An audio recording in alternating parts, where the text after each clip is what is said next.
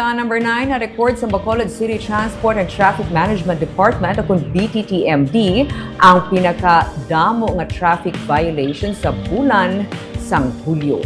Nagdangat sa 2,363 ang traffic violation nga na-record sang BTTMD. Ini ang mas mataas pa sang sa 2,126 violation nga na-record sang Hulyo. Nagapabilin nga pagpanghangkat sa BTTMD ang mga obstruction sa kilid sa dalan kung sa diin 465 ang naisyuhan sang ticket sa isa lamang kabulan. Ini ang sandigman sa ordinansa sang syudad nga kinahanglan hawanan kag hindi pwede nga magpark sa mga kilid sang dalan.